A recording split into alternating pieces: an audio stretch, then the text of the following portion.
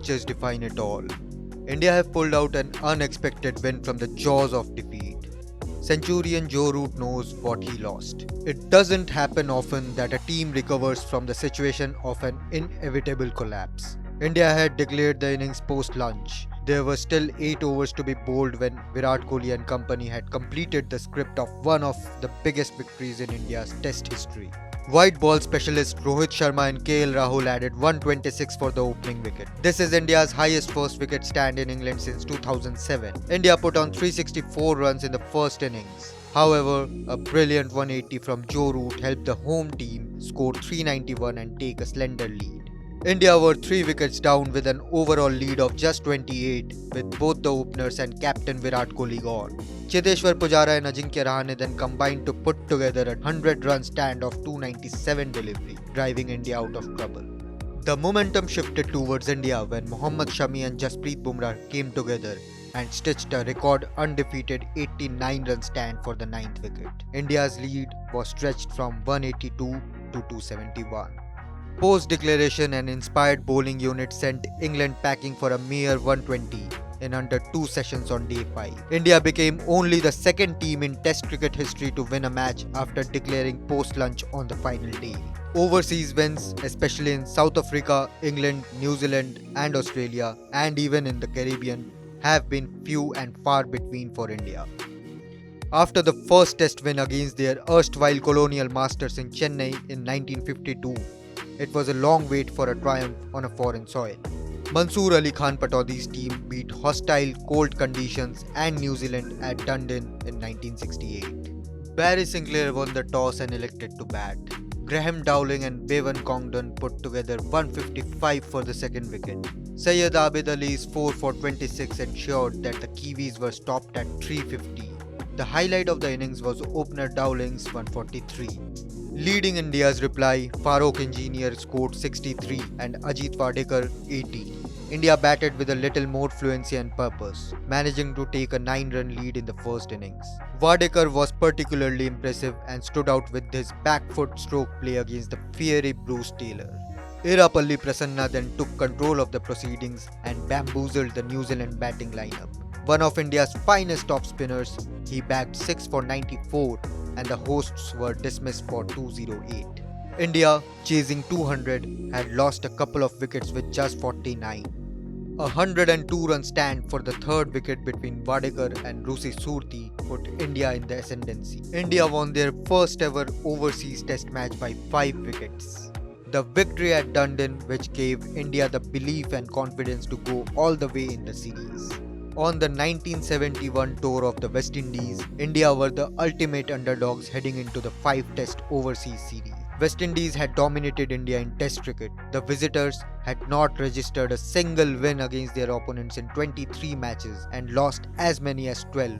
India dominated the series opener at Kingston and made the West Indies follow on, but the match ended in a draw. Skipper Gary Sober's decision to bat first at Port of Spain backfired. Prasanna and Bishan Singh Bedi returned with 7 wickets between them. The hosts were dismissed for 214 on day 1 itself.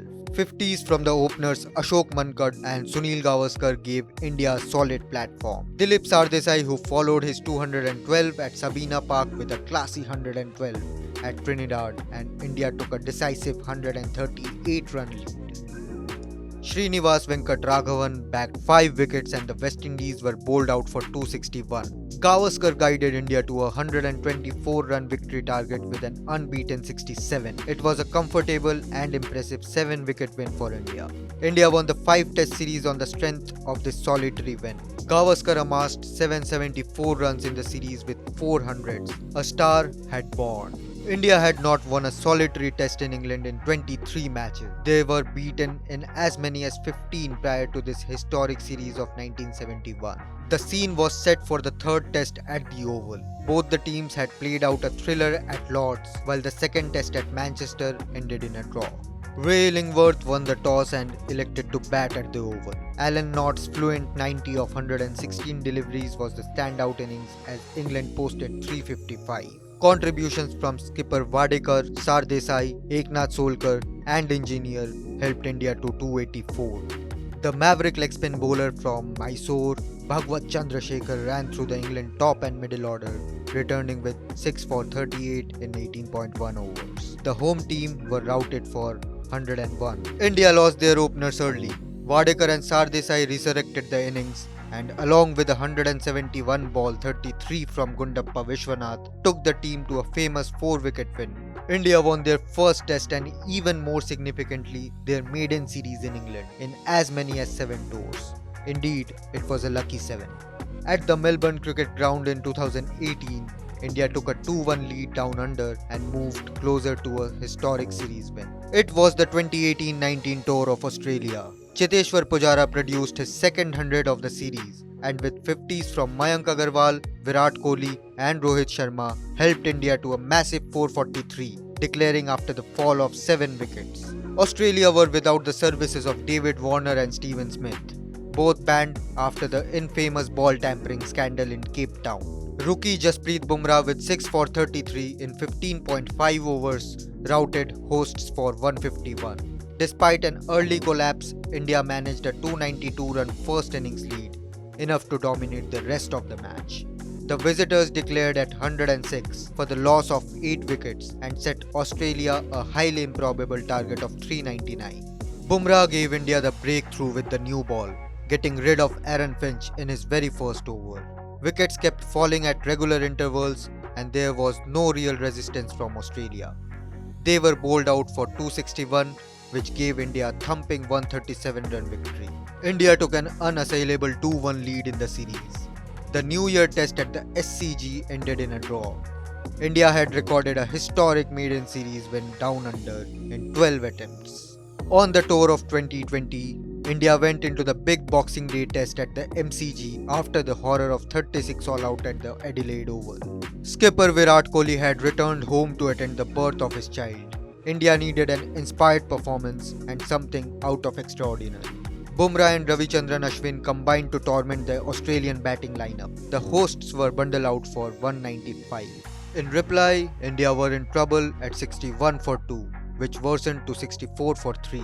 Stand-in captain Ajinkya Rahane then produced one of the greatest hundreds by a visiting batsman in Australia. He combined with Ravindra Jadeja and added a match and series-changing 121-run stand for the 6th wicket. Rahane scored a magnificent 112 as India took a big first innings lead, posting 326. A collective bowling effort in the second innings, which included 3 wickets from debutant Mohammad Siraj, helped India to bowl out Australia for 200. India chased down the target of 70 with 8 wickets in hand.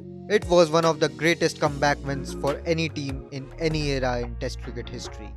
This win at Brisbane earlier this year is considered as one of the greatest chases in the history of Test cricket. After producing the save of the ages at the SCG, India went to Australia's fortress with all to play for in the decider. Australia had not lost a test at the Gabba in 32 years.